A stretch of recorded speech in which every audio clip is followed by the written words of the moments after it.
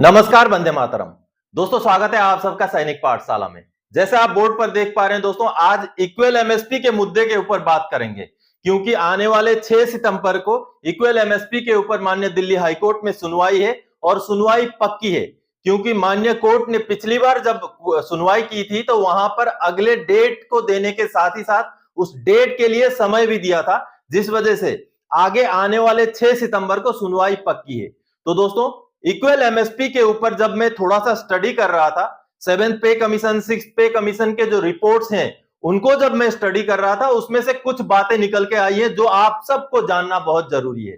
तो चलिए, जैसे मैंने बोर्ड पर लिख रखा है, आगे बढ़ते हैं इन सभी विषयों के ऊपर कि क्या ऐसी बातें हैं जो आप सबको जानना जरूरी है। तो चलिए, जैसे आप देख पा रहे हैं दोस्तों, इक्वल एमएसपी का पक्का सबूत है 7 सीपीसी का रिकमेंडेशन। जी हां, 7 सीपीसी का रिकमेंडेशन में कुछ ऐसे लाइन, कुछ ऐसी बातें लिखी हुई हैं जो इक्वल एमएसपी को तस्दीक करती हैं।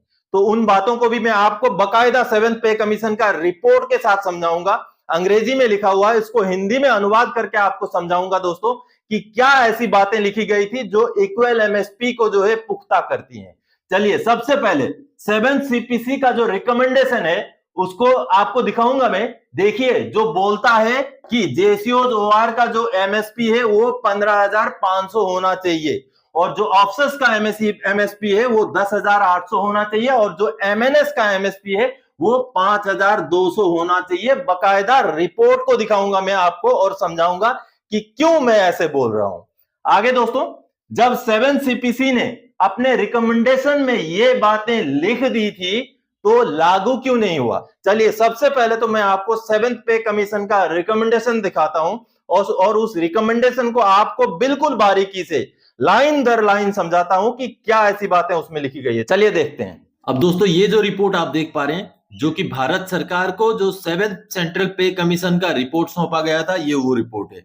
अब आगे इसके आप देख पाएंगे दोस्तों, ये देखिए, ये नवंबर 2015 को सरकार को सबमिट किया गया था। देखिए, report of the 7th central पे कमीशन, जिसमें आगे गैजेट नोटिफिकेशन भी है, कई सारी चीजें इसमें हैं। अब इसमें जो कंसेंट पेज है उसपे मैं आपको लेके चलता हूं। 129 नंबर पेज है, उसमें आपको मैं डिटेल्स में बताता हूं कि क्या, ये देखिए, ये जो 6.2.110 ये जो पैराग्राफ है, इसमें आपको समझने की जरूरत है दोस्तों।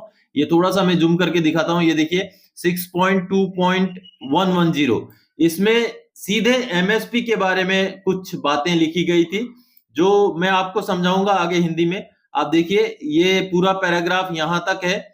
अब इस पैराग्राफ में बहुत ही महत्वपूर्ण रिकमेंडेशन है दोस्तों, जो कहीं ना कहीं जवानों के फेवर में है। अब दोस्तों, चलिए मैं आपको हिंदी में इसका मतलब समझाता हूं। अब दोस्तों, 7th पे कमीशन का जो रिकमेंडेशन था वो पूरा अंग्रेजी से मैंने हिंदी में अनुवाद किया यहाँ, और लाइन दर लाइन आपको समझाऊंगा कि कौन सा लाइन है किसके लिए लागू है। आप देखिए दोस्तों, पैराग्राफ नंबर 6.2.110। आप देखिए, आयोग ने मामले पर सावधानी पूर्वक विचार करने के बाद नोट किया कि ऐसे विशिष्ट तत्व हैं जो रक्षा बलों के कर्मियों को अन्य सभी सरकारी कर्मचारियों से अलग करते हैं। ठीक है, ये जेसीओज, ओआर, ऑफिसर या एमएनएस के लिए बराबर ये लाइन फिट बैठती है। आगे, उनके द्वारा अनुभव की गई सेवा की विशेष परिस्थितियों से जुड़े अमूर्त पहलू उन्हें नागरिक कर्मचारियों से अलग करते हैं। ये भी तीनों के लिए लागू है। रक्षा बलों के कर्मियों से परिचालन वातावरण में पूर्ण स्पेक्ट्रम संचालन करने की अपेक्षा की जाती है, जिसमें अत्यधिक जटिलता होती है, और इसमें भारत की क्षेत्रीय सीमाओं के बाहर बल प्रक्षेपण शामिल हो सकता है। ये सिर्फ ऑफिसर्स और जेसीओज ओआर के लिए प्रযোज्य है। लाइन ये जो है, रक्षा बलों के जवानों को अत्यधिक परिष्कृत युद्ध मशीनरी के साथ युद्ध जैसी स्थितियों के लिए प्रशिक्षित किया जाता है। ऑफिसर्स, जेसीओज, ओआर, उन्हें खुद को आधुनिक युद्ध में तैनात रखना होगा। बिल्कुल, ऑफिसर्स, जेसीओज, ओआर के लिए ये लाइन लागू है।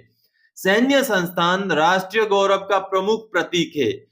ऑफिसर, जेसीओज, ओआर। इसके अलावा रक्षा कर्मियों, विशेष रूप से अन्य रैंकों, ओआर की कम उम्र में सेवानिवृत्ति भी एक ऐसा कारक है जिस पर विचार किया गया है। यानी कि ये लाइन आप ध्यान से सुनिए दोस्तों, दोबारा से ये आपको मैं बताता हूं।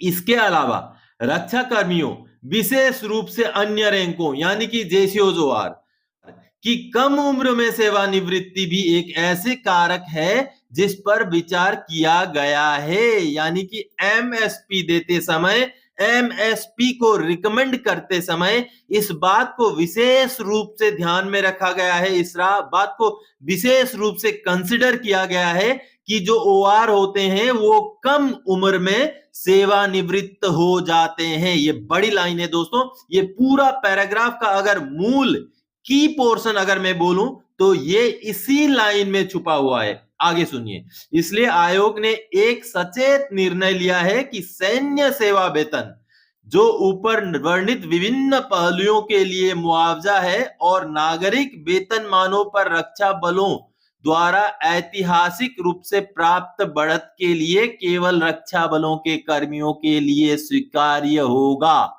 यानी कि 7th पे कमीशन ने ये सभी बातों को कंसिडर करते हुए ये माना है कि एक एमएसपी यानी कि सैन्य सेवा वेतन दिया जाएगा जो सिर्फ रक्षा बलों के कर्मियों के लिए ही स्वीकार्य होगा।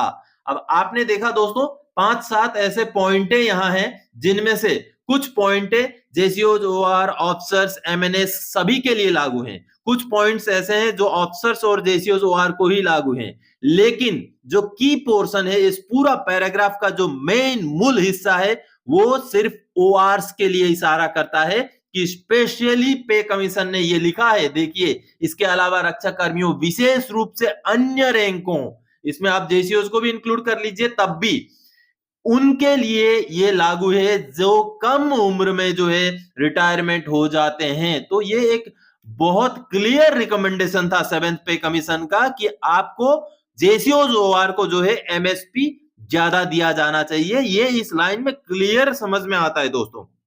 और ये कोई किसी का लेटर, किसी का मांग पत्र नहीं है। जो मैंने आपको अभी जो समझाया, ये जो चीजें यहाँ लिखी हुई है, ये किसी संस्था द्वारा, किसी एक्स सर्विसमैन लीग द्वारा या किसी द्वारा मांगी गई मांग नहीं है।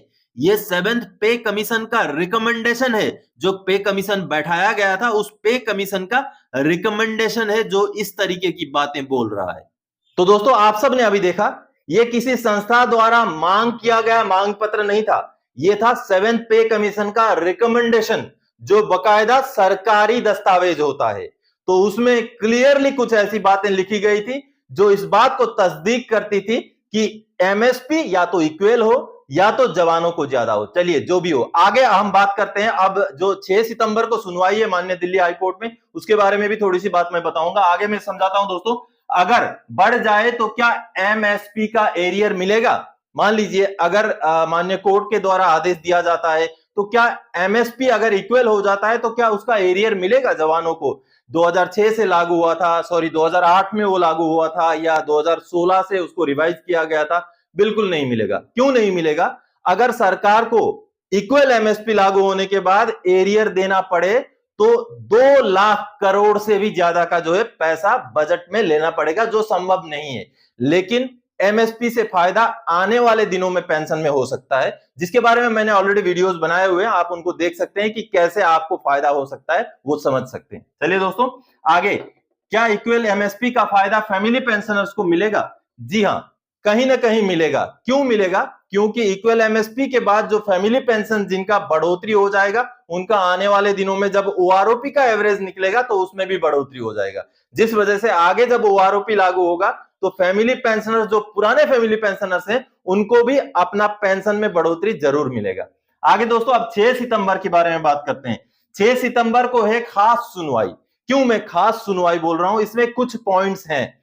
जैसे सबसे पहला पॉइंट है कि जो 6 सितंबर के लिए डेट दिया गया था पिछले 31 जुलाई को जब सुनवाई हुई थी और माननीय कोर्ट ने जब 6 सितंबर का डेट दिया था तो वहां माननीय कोर्ट ने डेट के साथ साथ समय भी दिया है, टाइम भी दिया है, जिस वजह से 6 सितंबर को सुनवाई पक्की है, ये तस्दीक होती है। आगे दोस्तों एफिडेविट, माननीय कोर्ट ने 31 जुलाई को यह भी बोला था कि 2 दिन के अंदर एफिडेविट दायर करना है। तो उस एफिडेविट में कई सारे ऐसे बातें हैं जो इस केस को जो है मजबूत करती हैं। आगे दोस्तों आरटीआई के रिप्लाईज, आपसे भी एमएसपी के केस को बल मिलेगा। आगे दोस्तों 7 सीपीसी का रिपोर्ट या 6 सीपीसी का रिपोर्ट जो अभी मैंने आपको समझाया, वो सारी रिपोर्टें भी आगे आने वाले दिनों में जब डिटेल्ड में सुनवाई होगी माननीय कोर्ट के अंदर, तो वो रिपोर्टें भी बहुत बड़ा काम करेंगी इक्वल एमएसपी को लागू करने के लिए।